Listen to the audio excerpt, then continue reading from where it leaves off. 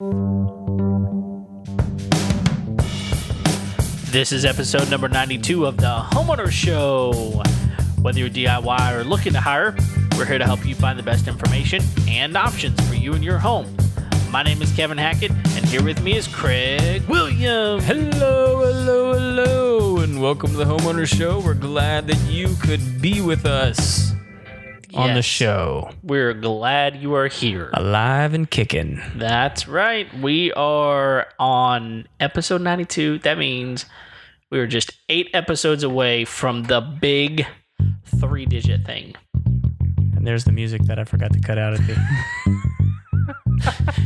You guys, everyone out there now has heard the full intro music for the Homeowner Show now because I forgot to take that little tidbit off at the end. The little bumpity bump. Yeah. Should I leave it in? I think you should leave it in. I'm going to leave it in. At least for today. It's the deep tracks from the Homeowner Show. It's like the late night after hours part of the show that we don't want anyone to know about. Broadcasting from a van. That's right. The interior is nothing but crushed velvet. Oh man, that is creepy on so many levels. Moving on. Yeah. How you doing, man? I'm doing well. So I things seem to be rolling out into a somewhat normalcy. I sure hope so. I mean, it seems like things are becoming a little more normal. Yeah. But I've got this weird feeling that normal is kind of out the window. It's just gone. Yeah, I mean, you remember back to 9/11. I mean, you and I were definitely old enough to remember that. I was in college. Yeah, sophomore in college whenever that happened. And man, I just remember the world changed. I mean, that was the point at which you couldn't wait for your friends and family at the terminal gate anymore, right? Yeah. And you got to now take off your shoes to go through baggage, not the baggage, to go through the security. Yeah. I mean, so there were definitely things that changed. Isn't that when like the whole liquids thing changed with airlines as well? Like nothing more than 3 ounces. Yep, that's right. Yeah. So I don't know. Maybe I'm being a little bit pessimistic here, and I am not a pessimistic person. Mm-hmm. But I just feel like the new normal is going to be something different than what we're used to. Yeah. And it also feels like we're just kind of moving from one crazy to another. Yeah. Yeah. I mean, either way. Like we had just started to like get out into the world a little bit, and then we had some awful, horrible stuff happen, and then protests and riots are coming out of that. And like that's taken over the news cycle, even though there's it's sprinkled in with bits of COVID. So yeah, it's whereas COVID used to be the meat and potato, and now it's like the sesame seeds in your Chinese food. It's still there. It's still there. It gets stuck in your teeth. Yeah. Well, all I know is that I am glad that we're back in the studio. Yes. Second week in a row. And next week, we're going to start with guest again. That's right. So that's exciting. Despite all of my optimism, I got next to nothing done in the studio during all that time. I just kind of like wallowed in my own filth since I just had to be here by myself. Yeah. Didn't do anything. Next to nothing. you did get one thing done. Just one ceiling panel. Better than nothing, man. And people are going to think that we don't need to be hosting the Homeowner Show, considering how long it's taken us to get this stupid room done. That's true. However, like the number of things that I've gotten done personally at my house over the last 2.5 months has been unbelievable. In fact, you got to be home. That's true. I had like corona jealousy of people, man. I never got to be home during that. It was like, I'm tired of it. I was like, man, I'd love to be home. Yeah, like I'll tell you this. Like I've not been tired of being home. Mm-hmm. I've really relished the time with my family too. But I really like my family. So I know that there's people out there listening that go, I don't like my family, but I like my family. But I can tell you, we were not sitting around bored. Sure. We were busy. Yeah. And when I didn't have something I was doing with my family or teaching, mm-hmm. which I don't ever want to be a school teacher. Bless all you people. I I was in the yard, I was in the garage, I was doing stuff. So the number of things in my house that got fixed or done up a little bit differently. Yeah. We added a bunch of lights. We added all kinds of stuff. So I mean, little projects that need to be done, they got done around my house at least. But I couldn't come to your house, so that wasn't helpful. Yeah, well, and like a lot of this is like at least a two-man job. It'd be really easy with like 3 guys, but at least 2. So I wonder if a lift would help. Like a sheetrock lift, you know what I'm talking about? Oh, yeah. Like a ceiling lift? I don't know, because this stuff's not as if you guys have ever put in beadboard ceiling, it's not thick at all. I mean, like it's pretty flimsy. Yeah. Even compared to sheetrock. Oh yeah. I mean, sheetrock is pliable. Like it has a little bend to it. It's got a bend to it, but this stuff you could almost fold in half. I could wear it like a ghost costume at Halloween. I would really like to see that. I'll make it happen for you. That being said, I'll be the most symmetrical ghost ever. Well, that is if you put it on straight. Just wear it on my head. Oh. How you doing? So this has been a crazy week, even by my standards. Even by your standards. Even by my standards. What does that mean? So, my folks and I we're in business together. Like we own a business together, So my folks live on some property as well. And so like I'm constantly over there. We're, constantly, having meetings and all these kinds of things. That's where the office is. That's where the office is. Yeah. And so our next door neighbors at our office is a private zoo. So, which I don't think we've ever talked about before.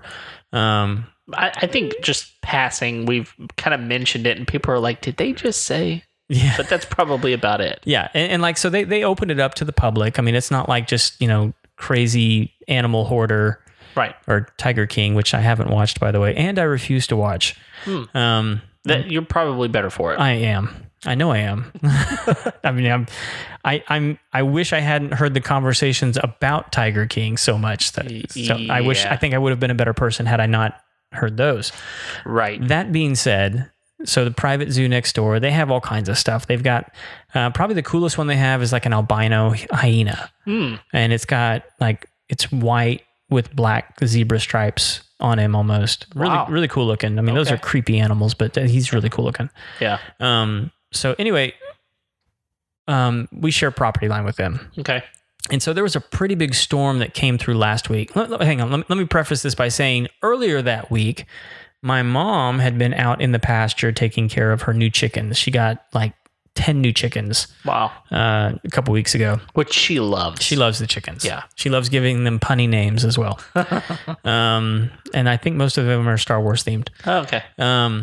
But anyway, she was out taking care of the chickens and almost stepped on a water moccasin. Oh. And so my dad went out with the 22, that was actually funny as well because he had it all cornered and he popped it with a 22. And when he did, the snake jumped up in the air and he goes, "Hurt, don't it?" Please tell me somewhere there's video of that. I wish. Oh, man. I wish. My mom got a picture of it, but she was like, when she heard the dialogue, she was like, I should have been running the video camera. Oh, yeah. Because, I mean, if you don't know, you can always still take a picture while videoing. Yeah. Yeah, that's a thing. So anyway, it was like a 5-foot water moccasin. It was a big water moccasin. Yeah, it was. So that happened. And then about 4 days later, this big storm rolls through and knocks the back fence down to their property. Ugh. And it behind them is usually they actually have a bison and a couple water buffalo and some pigs and llamas and like their pasture exotics. Okay. Well, at that time out there was the emu. And I didn't realize this, but emus are actually raptors. Really? So they'll eat other birds. Really? So it began terrorizing the chickens and cornering them, trying to eat them. Oh, my goodness. So my mom's flipping out. Right. Because you don't want to take on an emu. No. No one does. No. So my dad goes inside and grabs the shotgun. Oh, gosh. Comes back out. and it's chasing chickens down the fence line. So he goes, all right, I'm going to scare him off. So he takes aim over the top of the emu's head. Well, right as he goes to pull the trigger, 2 of the chickens fly up over the fence. And this is a 7 or 8 foot fence. Oh, gosh. So the chickens fly up over the fence. When the chickens fly up over the fence, the emu jumps up after them. Oh, well, I mean, they can't fly. They can't fly, but they can jump. They can jump. Okay. And they're really tall to start with. Right. I mean, I think that emu was like 6'5" or something like that. Holy cow. I mean, like when it's like sticks its neck all the way up in the air. Wow. They're not, I mean, like they're not as big as ostriches because I think ostriches can be like 8 feet. Oh my goodness. They're much bigger. Anyway, emu jumps up straight in the air right as my dad pulls the trigger. Oh no. So he blows the emu's head off. This is not good for neighborly business. No. So they have to call them, and they're not even in town because they go all over the country. Like sometimes they bring animals to like Jack Hanna when he has like interviews and stuff like that. Wow. And so like at this moment, they're actually in Atlanta. And so like they have to call them on the phone. They're like, hey, sorry, but the emu is dead. Oh, no. They're like, is he dead or is he injured? No, he's really dead. This is dead. Dead. There's dead. Yeah. And so they kind of explained to them this situation, and they're like, we're so sorry. We totally understand. Oh, so they took a little bit of like, hey, this wasn't your fault. Yeah, absolutely. But I mean, really, if you think about it, it was the emu that came across the fence. It was. I mean, even though the fence was down. Well, and the water buffalo had come across the fence too. And so like there was just pandemonium in the pasture in general. Now, is this in and amongst their horses as well? No, there's no horses over there right now. Okay. So, I mean, like the horses probably would have cared less. Okay. But anyway, so my mom calls me and she's like, you're just not going to believe what just happened. Oh, that is a crazy story.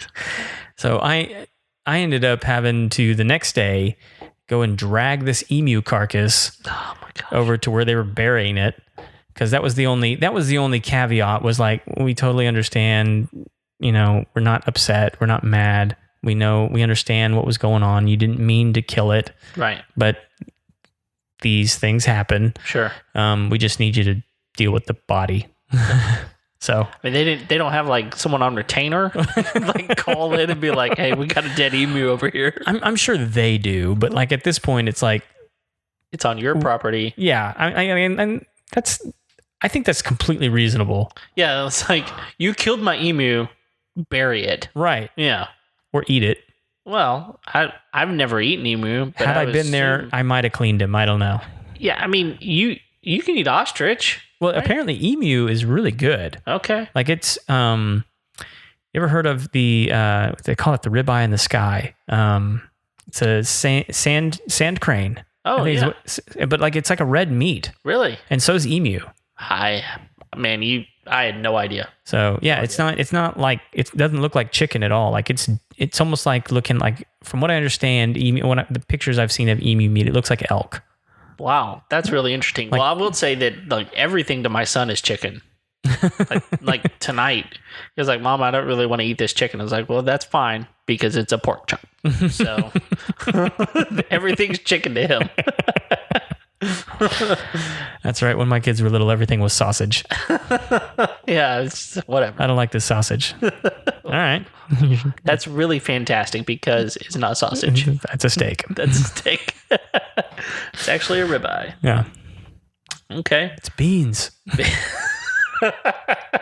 That's a vegetable there, son. I don't really know what's wrong with you. A legume. Well, that's a way more interesting week than I had. It was a terrible week for the emu. No joke. Although I will tell you that life is going to feel a lot more normal starting tomorrow for me. Oh yeah? Because I'm going back to work finally. Oh yeah? You get to go to the office? Yeah, I mean I've been working, don't get me wrong. There's been quite a bit of stuff that we've been doing at home, but now I'm going back to the office, so I'm actually really looking forward to it. Do you guys have to wear face masks?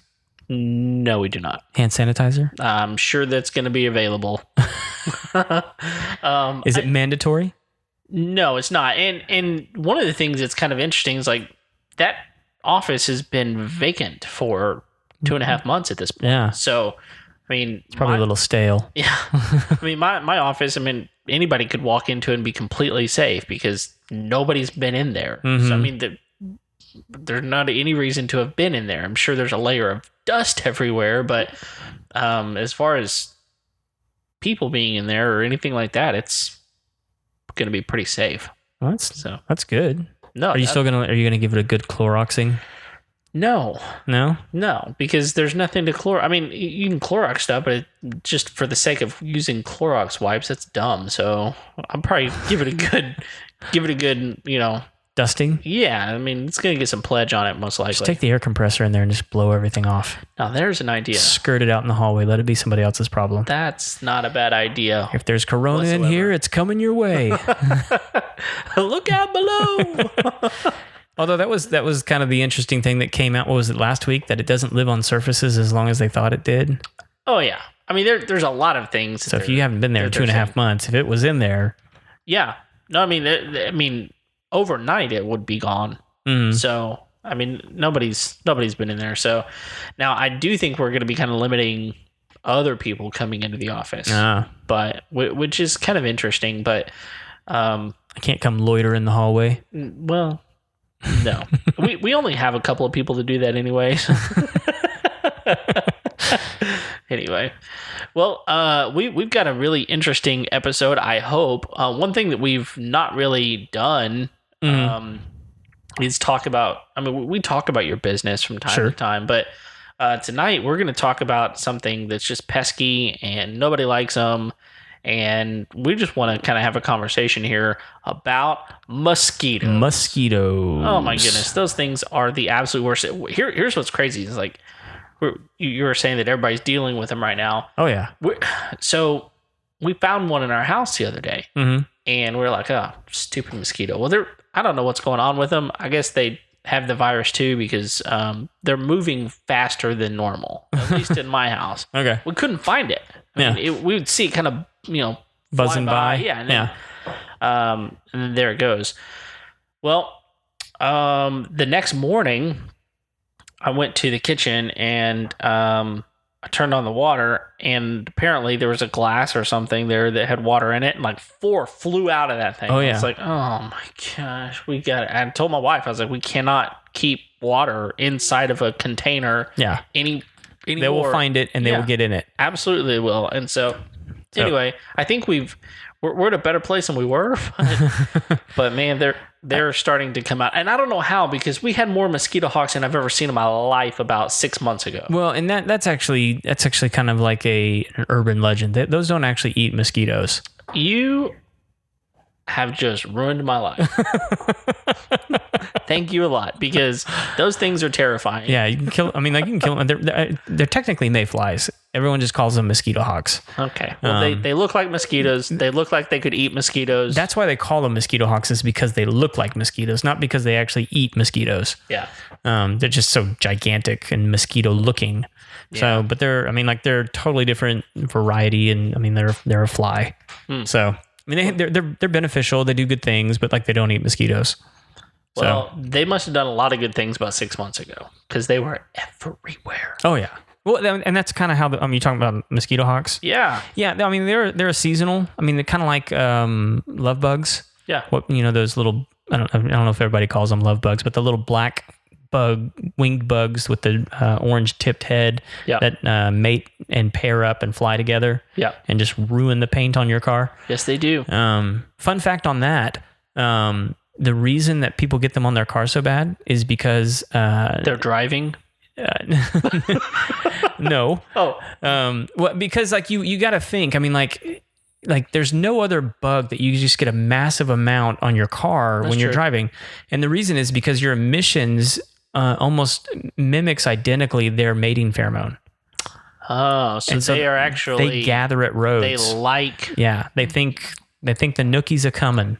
Well, that's all that they're good for as far as they're concerned. Well, yeah. If you see them, they are together. I mean, when you see a divorced love bug, you're like, what is wrong with you? There must be How did you not find somebody? Exactly. Like every one of you other than you has found someone. Yeah. You are the most unlucky love bug ever. Yeah. So anyway, which has nothing to do with mosquitoes, but just fun facts. Yeah. Pheromones, cool stuff. Yes. So, and there's lots of things that like mimic pheromones that we interact with on weird situations. So, but mosquitoes, man, just so many people are dealing with them. I mean, this time of year, this is when a lot of mosquito treatments really kick into gear. People start getting on plans and systems in order to get them under control. This year, it's been a little bit heavier than before, and I think it's because we had a lot of spring rain. We did. And, anytime you have lots of rain, you're eventually going to have lots of standing water. And that standing water is just going to, help populate the mosquito infestations. I was going to say, when you were talking about mosquito, four flying out of your sink when you turn the water on in the morning, I got to tell you, one of the most terrifying things you can ever experience is if you've left the toilet seat overnight and you go in to relieve yourself. Oh, gosh. And as you're standing there, vulnerable, the most vulnerable you're ever going to be, and mosquitoes come flying out of the toilet, oh, man. And you can't move. Okay, so I have a legitimate question. Like, does closing the lid help? Sure. Yeah, no, it helps. Oh. Well, now it doesn't mean they can't get in there. It's just less likely that that's going to happen, because if you leave the lid open, they can just fly right in. Right. So I mean, we're typically a close the lid family. Mm-hmm. But as all should be. Yeah, I mean, it's just common decency and courtesy, right?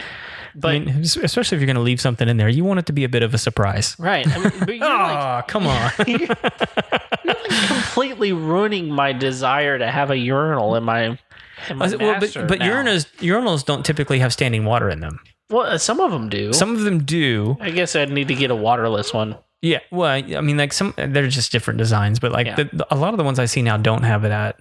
No, that's good. Those things are disgusting anyway. And that's probably why, because like, you probably have like really gross gas stations that have the standing water version, and it's not a place you want having blood let from you. Ugh. And then they go bite someone else. This is a disgusting episode. Yeah, I'm just saying. And things have touched. Yes, that's gross. So, yeah. So, help me understand, what can I do? I mean, when it comes to mosquitoes, I mean, right now is like a beautiful time to be outside, especially in the mornings and the evenings. Beautiful time to be outside.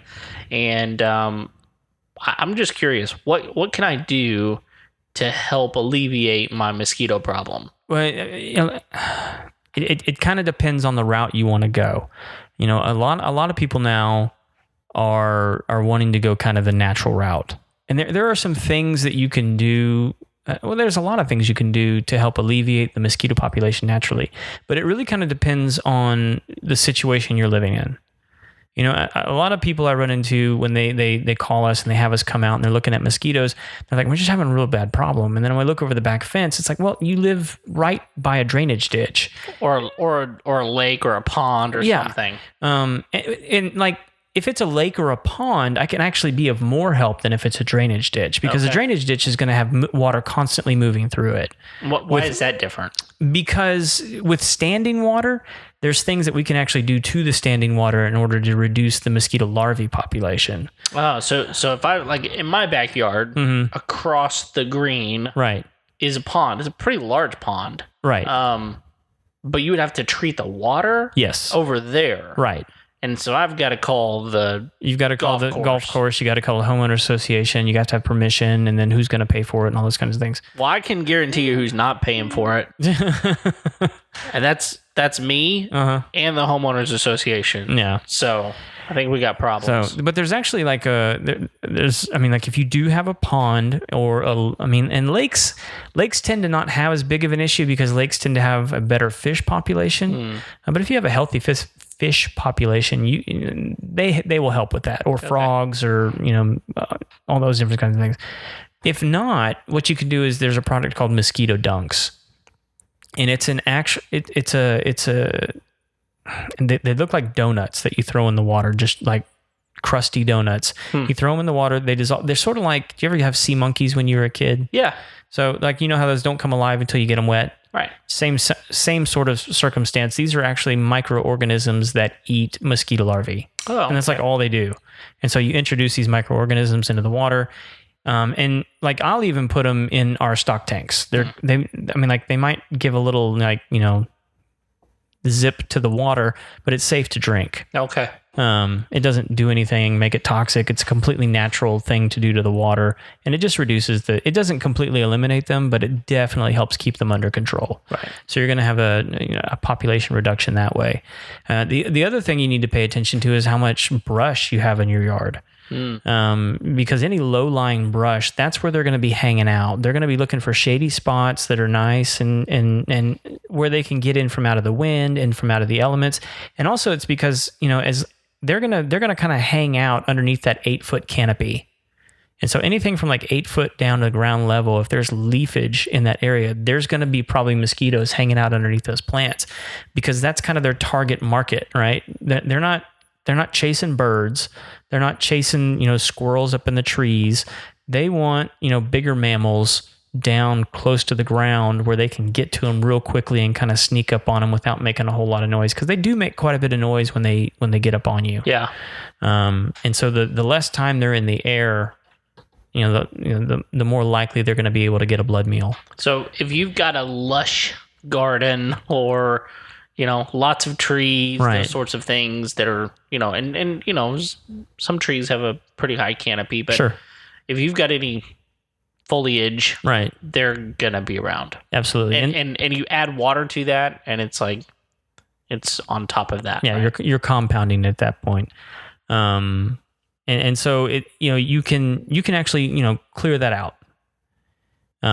Or if you just have like brush piles that you've just left sitting around for a long time and haven't dealt with, you haven't burned it, you haven't bagged it, you haven't done it, those can actually be a big harborage areas. Any low level leafage and foliage and organic matter on the ground other than grass, they don't really like to hang out on grass. There's certain kinds of mosquitoes that will, but most of the ones that we have around here won't.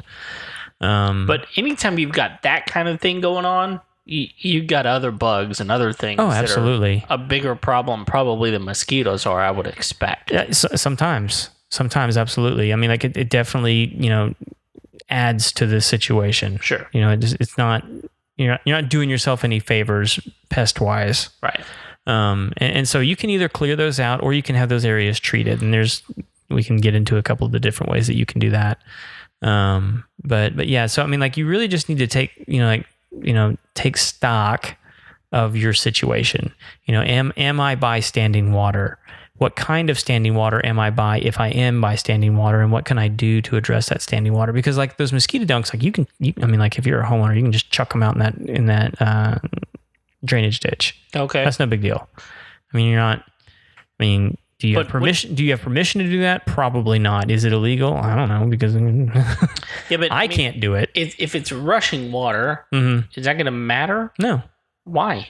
I mean, wouldn't it just wash away? Because this isn't a runoff situation. I mean, like it's sort of, I mean, like it's sort of like throwing a goldfish back there. Okay. I mean, like you're. Yeah. Nobody cares because it's an organic thing that's in the water. So yeah, it's not creating any sort of runoff. It's not adding any pesticide or anything like that. So then, I mean, if you're just going completely natural, you want to address the brush, you want to address the water, and then you can start, putting in plants like citronella plants. There's certain kind of like citronella candles that you can do. I often tell people a lot of times is like really, really good fans are some of your best friends on your back porch when it comes to dealing with mosquitoes, because it makes it difficult for them to fly. Right. Especially if they've already had a blood meal. I don't know if you've like ever swatted a mosquito that was, engorged. Yeah. It can be kind of gross, but they're a lot easier to kill because they're fat and slow. Right. So a fat, slow mosquito is going to have a real difficult time flying in a real heavy fan. It also just helps you keep cool. It makes it, your back porch experience kind of Sure. A little bit nicer. Yeah. And they've got some really cool ones that like mount to the wall. Yeah. If you don't have like an overhang where you can put a ceiling fan or something like that in, they make them oscillating even. Yeah. So, I mean, those are kind of nice. And let me tell everybody something. They don't make fans like they used to. No, they don't, because the old ones were like metal. Right? Yes, that's what I have. And the insides of those things are, they're all metal parts. Yeah, I mean, like my fans probably weigh like 40 pounds. Yeah. I mean, they're massive and they'll cut your finger off if you stick it in there. Yes, but man, they put out some air. Yeah, they do. There's nothing flying on me when I'm sitting there. Well, we've also got a really cool space at our house that is that's enclosed. I mean, it's a screened in area.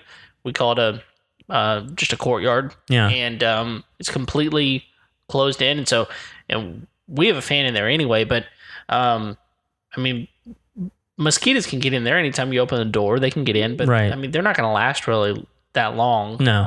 As long as you don't have a water source in there. And I'll say this, man, like that the kind of enclosure that you have at your house is not as common here. Right. And I think part of that has to do with the pine needle situation. Like the pine needles get stuck in there and you have to get up there and clean them off. But like I remember in growing up in Florida, I mean, like if you had a swimming pool, you had one of those over the entire swimming pool. Oh, almost everybody did. Really? And it really helped, if you're your outdoor experience by the pool. I mean, like there weren't mosquitoes. And I don't think it's because there weren't mosquitoes. It's because everybody had these, screened in back porches that covered the whole pool. Which, I mean, if you think about it, that's a massive structure added onto your house. Right. To cover the swimming pool. Sure. So probably makes it really nice though. Yeah. I've seen a few here, but just not as many as I would expect. Yeah. Interesting. And like you said, I mean, like, you can mount fans to the ceilings of those and still let sunlight through, and absolutely makes it kind of cool. It really does. And we eat out there a lot, a whole lot, and we'll spend time out there. In fact, when we were the teachers over the last couple of months, we did a lot of school out there. Yeah, just because it's a way to get the kids outside, and it was we don't have to really worry about bugs and that sort of thing. But I know that a lot of people don't have that kind of a space for sure. Yeah. So, okay, so whenever you talk about like citronella plants, I heard you say something about that. I mean, I know what a citronella candle is. Right. You burn those and it keeps they don't like that smell, I assume is what the problem is. It? Yeah, it's sort of a natural repellent. And you'll actually find citronella oil in like a lot of bug sprays and things like that because it doesn't have an unpleasant odor. Sure. I mean, it's not like, it doesn't smell like roses or anything like that, but it's not like it's a skunk. And that's kind of what those wristbands. You've seen the wristbands, like the Bug Be Gone or whatever they're called. I don't know. They've got citronella in them, don't they? Is that I don't know for sure. I would imagine so. Okay. Because it's not like a flea collar. You don't want to put anything heavy in there on people, and for sure. So, how much of that stuff, like any of those types of things, like whether it's bug spray or whatever, how much of that do you actually have to have on to, like, do you have to douse your whole body like most people do? Or do you just have to have enough to kind of get, how far does their smeller go, I guess is the question. Well, and so that's kind of like an interesting question, because a lot of the new studies have actually, because like bug spray doesn't work for me. Like it just never has. Okay. They like me anyway. And so what a lot of the research has been showing, a lot of people used to think it was your blood type. They're like, oh, what blood type are you? Oh, that mosquitoes must like that. And like they've shown that to not be the case. Well, it's interesting because they don't like me. Right. They love my wife. They do not like me. Right. And so what they've found out is that it has nothing to do with blood type, but it just has to do with smell. Okay. How you smell. And so while they may not prefer the smell of citronella, but if they smell something that they really like, they'll go through what they don't like in order to get to what they do like. So like it's like bug spray is just like a deep woods kind of stuff that helps. Like when you're going through like deep forest and stuff like that. So it's helpful. But like I tend to get eaten up. And so like a lot of people are always like, I can't believe you're outside in like long sleeves and jeans and boots all the time. And I'm like, well, I'm way more comfortable this way than I am getting eaten alive. Sure. that's just how I dress most of the time anyway. Yeah, even in the summer, Greg is out there with his long sleeve jeans and boots. Every day. Well. Okay. But yeah, so I mean, all that to say, like, you just kind of got to find what works for you. And so, like, I don't put that stuff on me because, one, I've realized it doesn't work. And so if it doesn't work, why would I want to expose myself to anything that could potentially be harmful down the line? Yeah, and plus, I mean, you're spending money on something that is just useless. Right. Yeah, and then so all that to say, like, if they like you, they like you. And if it makes you feel better to put bug spray on, put bug spray on. I mean, if it makes you feel better to put natural bug spray on, put natural bug spray on. But more than likely, if they like you, and they're going to bite you. Yeah. So if you could find something like a citronella something to wear, that seems like it would be a pretty good thing as long as it couldn't hurt. Yeah. I mean, but that being said, if they like the way you smell, right, I guess you're kind of screwed anyway. Right? I mean, my best advice is, like, if you find yourself getting eaten by mosquitoes quite a bit and you enjoy going outside, find something that's, sort of light but long sleeved and, pants. Yeah. And I just recommend that anyway if you're going to be in the outdoors, because I mean, like, that helps prevent with like chiggers and ticks and all kinds of other stuff. Or just stop showering. Or maybe. Well, no, I mean, like, that may actually make it worse, honestly. Oh, gosh. Because I mean, like, when you shower, you're actually your soap is actually helping dissolve a lot of your secretions. Right. And so if you weren't to shower for several days, you might actually smell more attractive because you're smelling more like you than you normally would. Oh man. So I've been playing this all wrong. All wrong. I mean, I do have to take a shower every day. That's right. I take a shower once a month, whether I need it or not. Fine, Mom. I'll wash behind my ears. So, okay. Now, there are some other solutions. Sure. Like, I mean... Well, and and all that to say, none of them are going to be as effective as pesticides at the end of the day. Which is kind of where I was headed. Because you have a lot more effective things that can be done. Yeah. That are more costly, but they're more effective. Sure. And that's not to be like pro pesticide. It's just the way it is. I mean, like, it's more effective at the end of the day. It just is. Right. Especially the way we do it in one circumstance. And so all put this under this umbrella. No matter if you're going to go down the pesticide route, just make sure that you're finding somebody who's, one, who knows what they're doing, and two, is going to be responsible about what they're doing. Okay, what do you mean by that? A lot of people I run into, they are DIY people. Mm-hmm. And I don't mind DIY. I mean, it does not hurt my feelings when people want to do their own pest control. Sure. Power to you. If you're going to do it, make sure, I mean, like, you're dealing with, harsh chemicals, and you need to follow the directions on them. They're not there as suggestions. They're there in order to prevent other bad things from happening, like runoff and overexposure and all, just a plethora of things that could, be harmful to you. Right. That being said, I run into a lot of people who will go to, a big box store and pick up a, bottle of whatever, read the instructions where it says, mix this 1 ounce to the gallon. Right. Right. Yep. And so in their mind, it goes, well, if 1 ounce is good, 3 ounces must be amazing. and I kid you not, I run across this all the time. And this is why we have problems with pesticides is and like, I even run into professionals, I'm finger quoting if you're not watching the video, professionals who will do the exact same thing. Wow. And it's just irresponsible and reckless and, all kinds of bad things that you should never do. So you don't need to do that. It's effective when you do it right and when you apply it right. And that's the other thing is like, well, if 1 ounce is good, then 3 ounces must be amazing. And then it says, well, only apply it here. It's like, well, I'll just do 3 ounces and I'll apply it everywhere. And it's like, come on, guys. I mean, like, this is what makes people who are trying to do the right thing. It makes our job more difficult.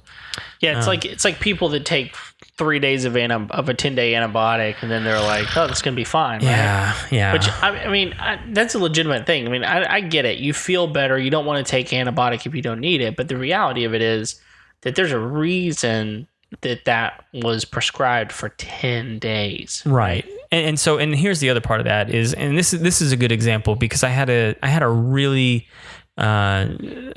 cautious customer the other day who was wanting to get rid of mosquitoes, and she's kind of walking me through. She's like, well, I've planted a lot of these healthy pollinator plants over here, and I've got fruit trees in the back, and this and this and this and this, and so like I'm literally taking like 45 minutes to an hour to walk through her property with her so that she can show me, because you don't want to apply pesticides to things that you're planning on consuming. Right.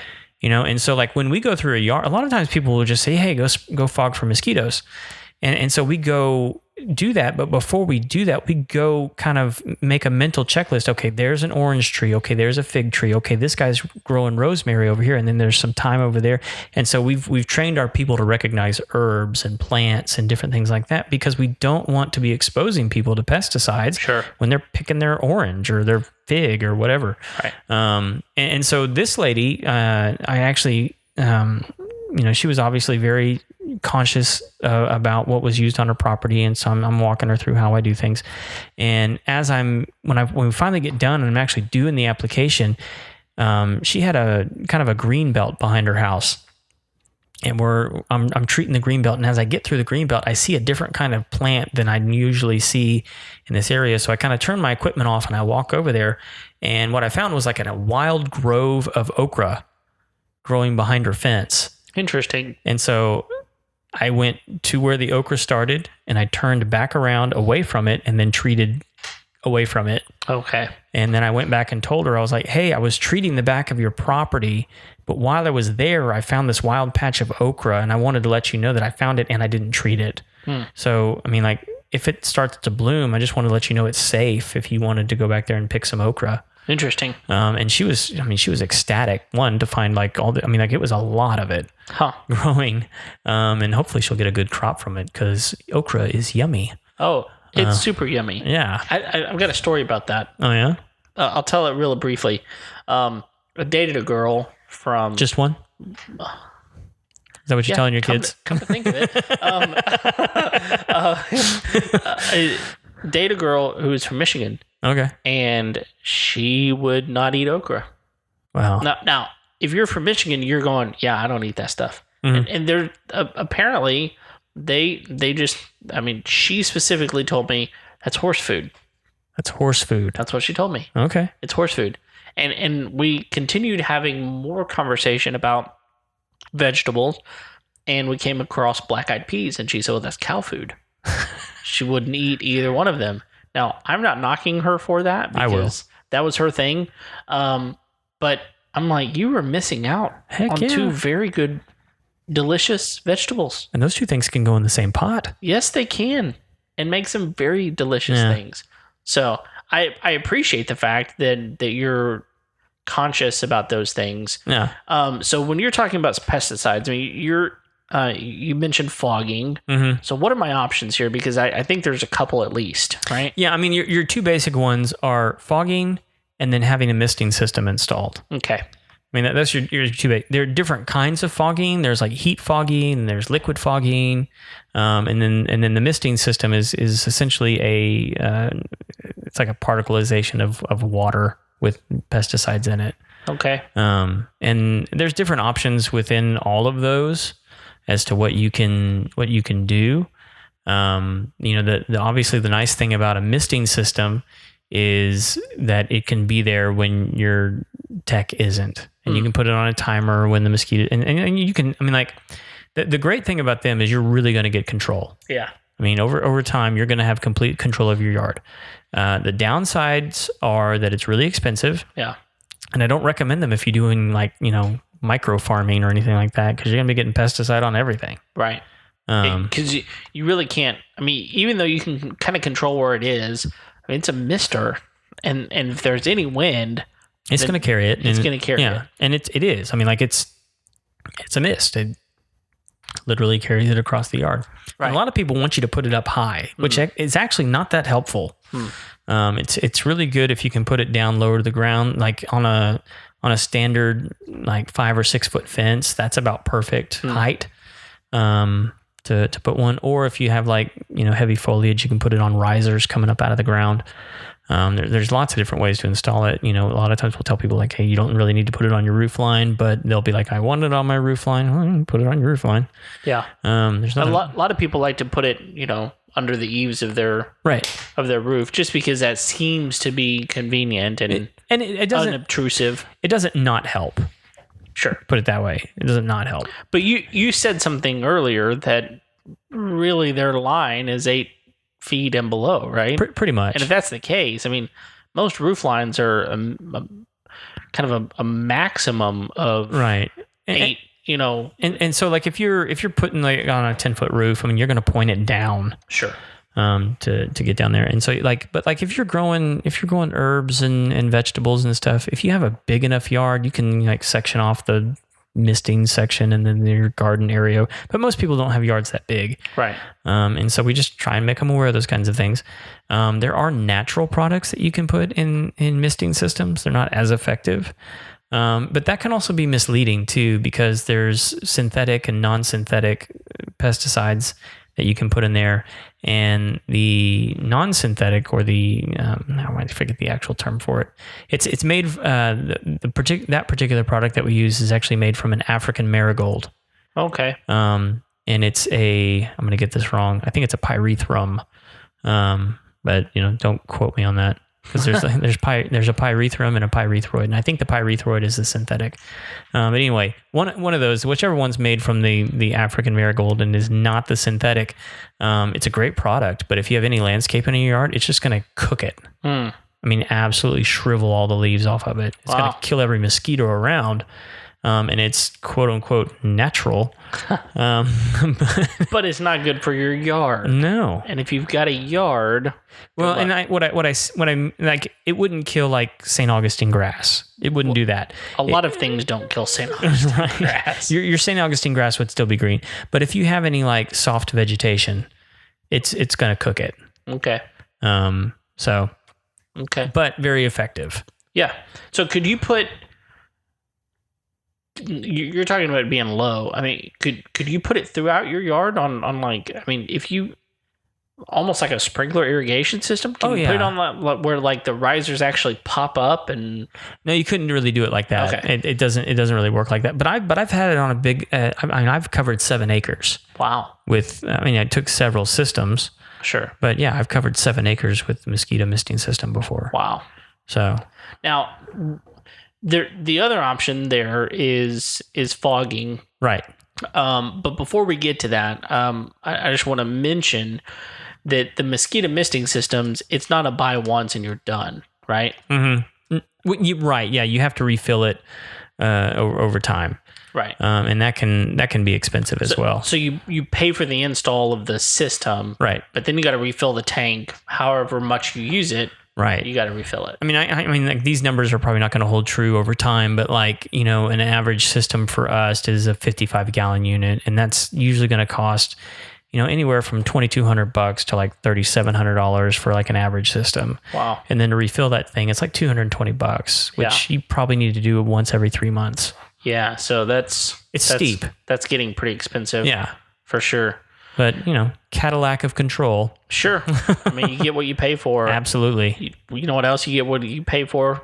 I am waiting with bated breath. Paul the plumber. Paul the plumber. Man, that guy is going to take care of you every single time. If you got a plumbing issue, and it may be probably bigger than mosquitoes absolutely in the toilet. Let me tell you, some plumbing issues can cause bad mosquito problems. I'm sure that is true. But Paul the plumber is going to be your guy to call. Yeah, for sure. If you got standing water, you probably need to call Paul. Absolutely. You need to figure out what the problem is. And here's the thing, like something I didn't know, and I've mentioned this before, is that plumbers don't just work on water things. Right. I mean, they work on gas lines and other things as well. So, having a good plumber that you can trust is really, really important. I mean, my mother-in-law, she just actually installed a dishwasher. She lives in a very old home, and there is no dishwasher that is installed in the home. And so she had one that I, for forever, until I brought her one that was on wheels that she could move around and kind of hook up to the sink. Okay. She just washed everything by hand. Right. And so just this last week, she put a dishwasher in. Nice. I installed it under the cabinet. She took out some cabinetry, and she had to be excited. She was elated, and got a great deal on a used dishwasher, but she had to have someone, hook it up. I mean, she installed it, but then had to have someone actually put the piping in for it and everything. And first thing I asked her was, "Do you know a good plumber?" Right. Because I mean, you can call Joe Schmo and he can come over and do it, but he's probably not going to do the job that Paul's going to do for her. So, if you're interested in having the best experience whenever it comes to plumbing, you need to give Paul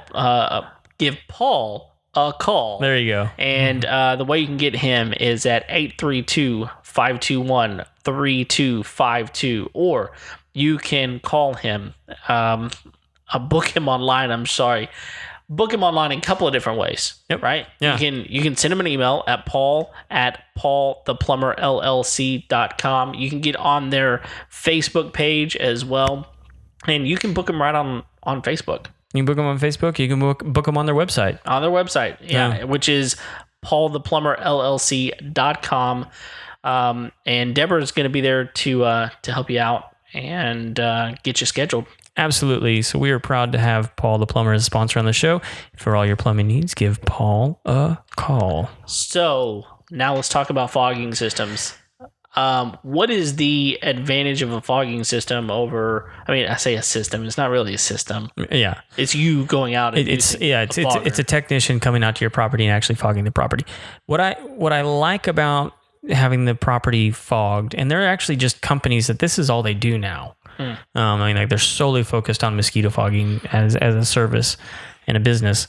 Is you're going to have somebody that's paying attention to your property. If you have a misting system installed, kind of the downside is like, if you kind of have your plants where the plants are and you've got your herbs over here, you really can't be like moving it around, because then you have to have the system adjusted or reconfigured or redesigned, which we do. I mean, people change their backyards all the time, and they're like, but that's costly. Well, that's actually way cheaper than having it installed. Okay. It's not cheap, but it's a lot less expensive than the installation. Sure. And even sometimes than just the refill. So, because I mean, like, squirrels will chew on it and you have to repair it, and those repairs are relatively affordable. Sure. But with having an actual technician on the property, you're going to have specific targeted treatments for what's going on in your property, and they're going to be paying attention to the things that are happening. And the other thing that I like about it is, with a misting system, the product that you put in there, while it's suspended in water, once it's exposed to UV light, the product begins to deteriorate relatively quickly. It doesn't have a lot of residual. Whereas the product that you put out when you fog, you're going to put out something that has a much longer residual than that, because you're really only doing it. I mean, some companies do it every month. I mean, we tend to at the shortest amount of time recommend every 6 weeks or once every other month. So how does that work? I mean, because fog dissipates, right? Well, it does, but what you need is a surfactant, and you need something that has a little bit more durability out in the elements. You just used a word that I had never heard. Which one? The surfactant. Surfactant. What is that? That means it's something that allows it to adhere to surfaces. And so, like, what we use is actually dish soap. Soap is a great surfactant. And so it's a great surfactant for foliage. Okay. And so you mix that pesticide with soap. And then we also use an additive called, it doesn't matter what the chemical is called, but it's an IGR specifically for mosquitoes. Okay. And IGR stands for insect growth regulator. So it's mosquito birth control. Oh. Yeah. Perfect. So yeah, if you get it on, basically it prevents adults from laying eggs. It prevents the immature from maturing. because there's like a whole life cycle involved with the mosquito, and they have to go from that pupa in the water and emerge as a winged mosquito. And so there's the egg, the larva, the pupa, and then the adult with the mosquito. So if you can interrupt that life cycle, you can really reduce the population in that area. Okay. Especially over a 6-week period. Sure.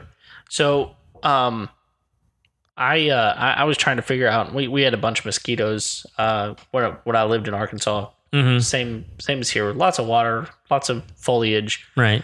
And we were having some people over, and I thought, man, I got to figure out a way to get rid of some mosquitoes. And I thought, okay, I'll just buy a bunch of citronella candles. And right.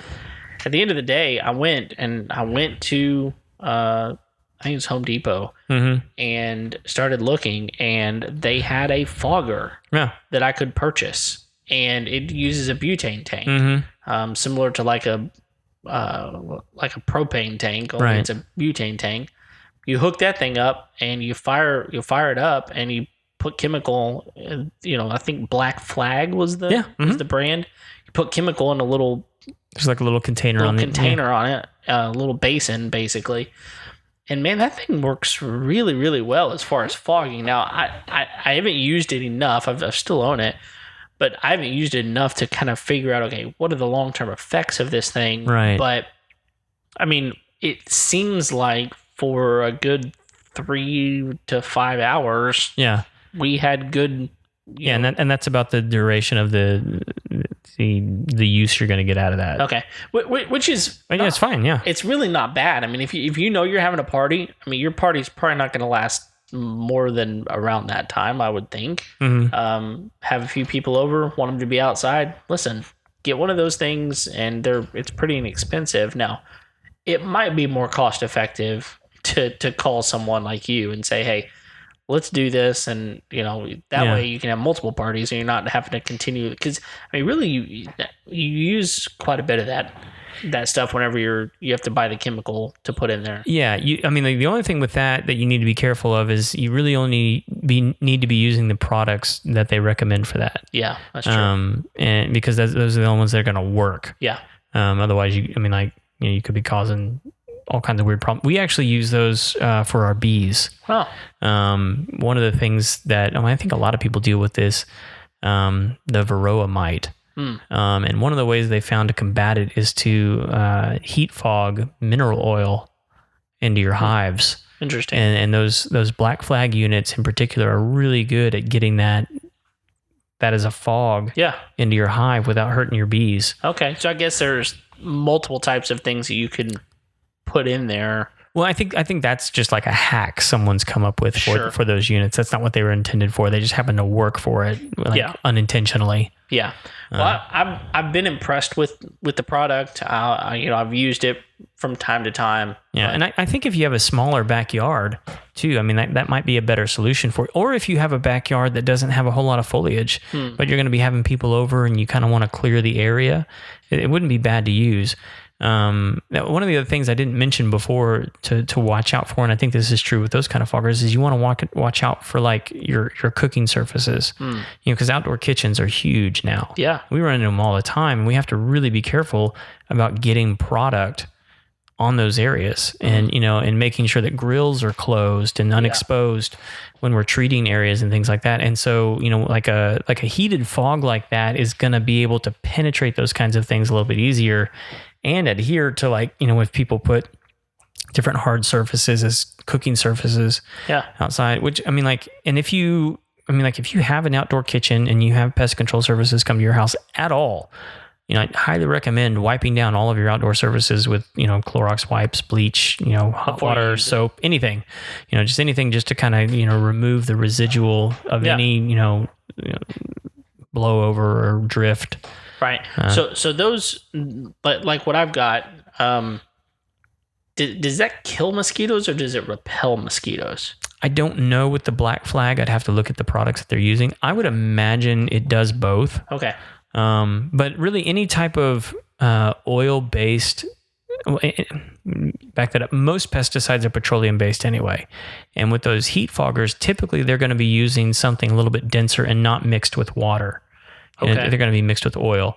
And I tell people this all the time. I mean, because people will be like, well, can I just use garlic oil or can I use peppermint oil? I heard that, or orange oil. I heard that really repels mosquitoes. None of that works. And the reason it works at any level is because they've probably seen somebody spray an oil on a bug and watched it die. and because that does work. Yeah. But I mean, like, you could do that with olive oil. Right. And it's going to kill the bug. Sure. And it's not because, it doesn't like the smell of olive oil and it just curled up and died because the smell was so putrid. It's because that's how they breathe. It's sort of like, if I tied you down and held your nose and your mouth closed, I could probably kill you pretty efficiently. Sure. That's essentially what you're doing to a bug when you put oil on it. Okay. I mean, like, because they breathe through their entire body. Yeah. And so if you close those orifices, they can't breathe. They literally just suffocate and die. And so, like, you could do just as much good with Dawn in a bucket of water. Yeah. And really, it'll smell better. Sure. So, I mean, when and this is not something that we do because we rescue the bees and save the bees, but one of the most efficient ways to kill a hive of bees would be a bucket of water in a sprayer with dishwashing soap. Oh, interesting. I mean, but don't do that. Don't do that. Call Craig. He will remove them for you. Yep. We will move them, relocate them, and give them a happy home. That's right. Much better use of your time and those bees, which we need in this world. Well, what have we not touched on that you want to talk about as far as mosquitoes go? Oh, one of my favorite things, and this is just for fun. Back in I want to say it was in the 40s, Walt Disney got in the business of making propaganda films in order to prop up Disney Studios. Yeah, that was a good way for him to... it was advertisement. Yeah. But he used a lot of different mediums through video to do that. Right. Like, he used the war in a big way to do that. Yeah, so one of the propaganda films that he made, and I'm probably getting the year wrong. You might be able to look this up. But there was a outbreak of dadgummit, what was the disease? I can't think of it right now. Anyway, polio. No, it wasn't polio. It was a disease you could contract from mosquitoes. Okay. But it wasn't West Nile or anything like that. It was something else. Lyme disease, something like that? No, Lyme disease you get from ticks. That's true. That might be the reason that it wasn't that. Specifically the Lone Star tick. I don't know if you can get the Lyme's disease from any tick other than that. But I'd have to double check. That's the only one I know of that you can get Lyme's disease from. Yeah. Anyway, all that to say, there was a malaria. It was malaria. Okay. That's what it was. Well, I found the episode. Found the episode? Yeah, it's in 1943. All right. So it's called The Winged Scourge. The Winged Scourge, yes. There you go. So we'll link this one up because it's a fantastic video. I've shared it with many, many, many people.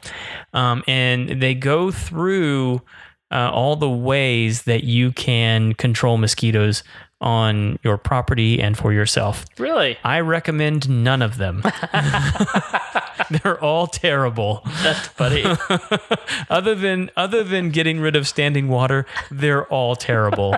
I mean, like, they literally recommend pouring motor oil into water. Oh, is that not... It works. Oh, okay. Don't get me wrong. The mosquitoes will die. Yeah. But it will have other consequences that none of us want. No. And so, like, it's just a really funny video to watch and go, like, what were they thinking? Right.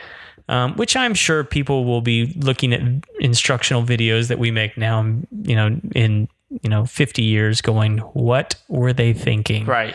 Yeah, at some point they're going to look back and go, that Elon Musk guy was the only one worth his salt. That's right.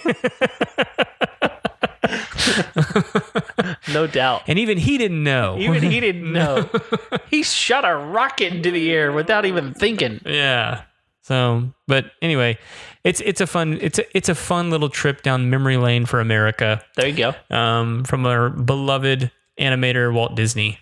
Don't we love him? Yeah. So it's a great piece of propaganda. It really, really is. I mean, like, I mean that in every sense of the word. I'm not like not all propaganda is bad. Sure. But it was definitely a propaganda film, and all the information in that one is pretty much bad. Yeah. Well, man, I've learned a lot, actually.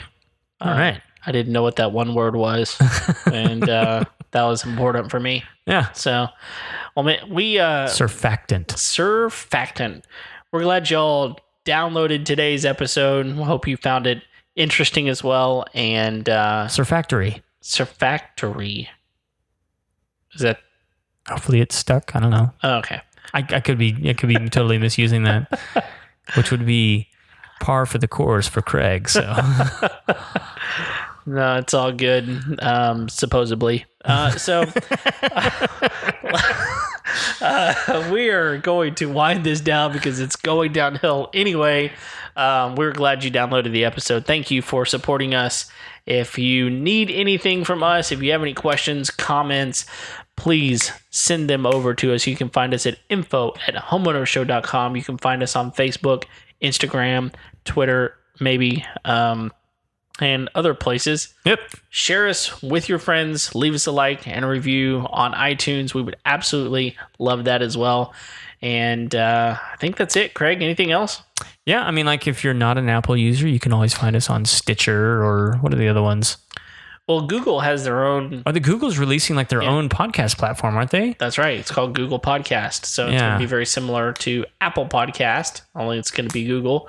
But, we actually, a lot of people that are Android users, I tell them to find us on Stitcher. Stitcher's great. I mean, it's a great platform. Which, by the way, did you hear the craziness with Joe Rogan a couple weeks ago? Yes, I did. Dude, that is a game changer. I think it changes everything. If you haven't heard,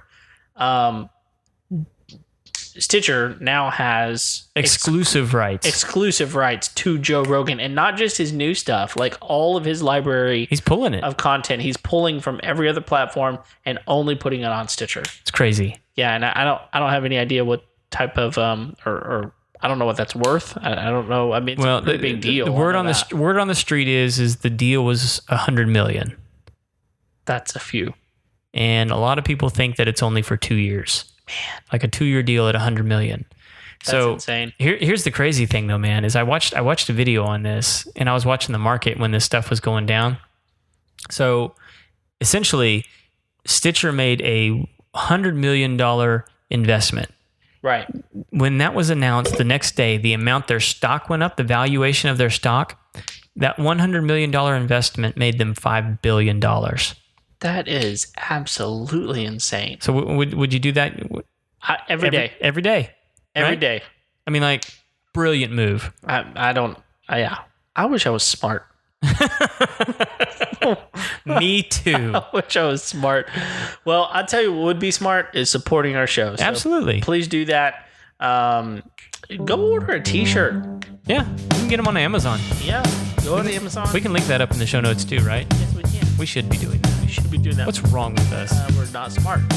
And that's life. But anyway, thank you. We are out for today. Until next time, we'll see you later. See you.